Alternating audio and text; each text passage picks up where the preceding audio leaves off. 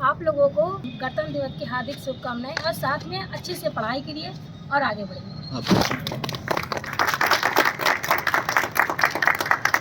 हम एक होते हुए भी आपस में एक नहीं थे, इस वजह से हमारे ऊपर तमाम विदेशी आक्रांता आ करके और शासन किए। समय का काल बीता और हमने इस बात का प्रतिरोध किया। विशेष करके 1857 से लेकर 1947 तक का जो स्वतंत्रता संग्राम है वह हज़ारों वर्षों के इतिहास में याद रखा जाएगा, क्योंकि ये एक जन आंदोलन बन गया था। भारत का हर एक नागरिक इस बात के लिए तैयार था कि वो इन विदेशी ताकतों को यहाँ नहीं रहने देगा।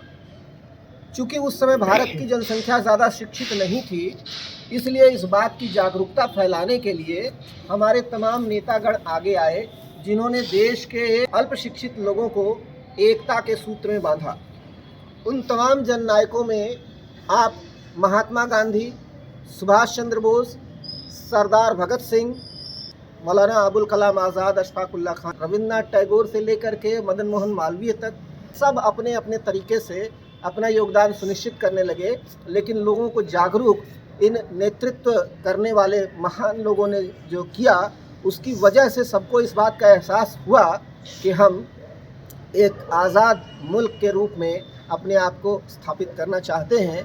और उसमें जन भागीदारी हुई तो पूरे देश के लोगों ने एक होकर के अंग्रेज़ों का बहिष्कार किया और हमें आज़ादी मिली। आज़ादी मिली तो कहीं फिर ऐसी ही व्यवस्था न हो कि तमाम क्षत्रप अपनी अपनी व्यवस्थाएं चलाने लगें और फिर हम लड़ने लगें ताकि फिर कोई विदेशी आ करके हमारे ऊपर शासन न कर ले। इसलिए एक संविधान बनाने की बात हुई।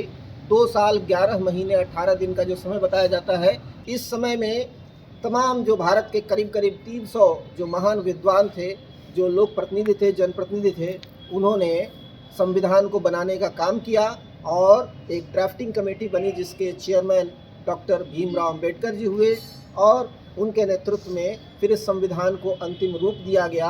और ये हमारा एक ऐसा दस्तावेज हो गया जो हमें युगों युगों तक, आने वाले समय तक हमें गाइडलाइन देता रहेगा। ये संविधान हमें निर्देशित करता है कि भारत एक है, जाति, धर्म, भाषा, संप्रदाय, लिंग के आधार पर किसी तरह का भेदभाव नहीं किया जा सकता और नहीं करना चाहिए। तो अगर आपकी 5 उंगलियां हैं और पांचों बराबर भले ना हो, लेकिन इन पांचों में से विभेद आप करेंगे तो आपके हाथ के लिए दिक्कत है। तो इसीलिए हम सबको मिलजुल करके इस देश के विकास में अपना योगदान देना चाहिए। मूल अधिकार भी हमारे संविधान में दिए गए, तो 51A में मूल कर्तव्य भी हैं, जिनमें हमारे संविधान के आदर्शों का सम्मान करना, पर्यावरण की रक्षा करना और शिक्षा के प्रति सजग होना, ये सारी चीज़ें शामिल हैं।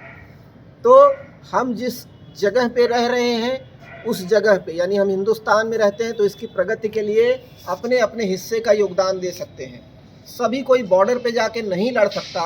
तो हम जहाँ हैं, अगर शिक्षा के क्षेत्र में हैं, अगर हम अध्यापक हैं तो हम ठीक से पढ़ाएं, और अगर हम शिक्षार्थी हैं यानी छात्र हैं, छात्राएं हैं, तो हम मन लगा के पढ़ें ताकि ज़रूरत आने पर अपनी हैसियत, योग्यता, क्षमता के आधार पर इस देश की सेवा कर सकें। तमाम आज़ादी के वीरों ने इस देश को आज़ाद कराने के लिए फांसी पर वो चढ़ गए, बलिदान हो गए। कवि प्रदीप ने एक गाना लिखा था सन 1947 से पहले कि आज हिमालय की चोटी से हमने यह ललकारा है, आज हिमालय की चोटी से हमने यह ललकारा है, दूर हटो ए दुनिया वालों, हिंदुस्तान हमारा है। तो ये हिंदुस्तान हमारा है और जो हमारी चीज़ है उसके प्रति हम हमेशा समर्पित रहें, और जो हमें आज़ादी मिली है उसका सही ढंग से इस्तेमाल करें, उसके महत्व को समझें भी।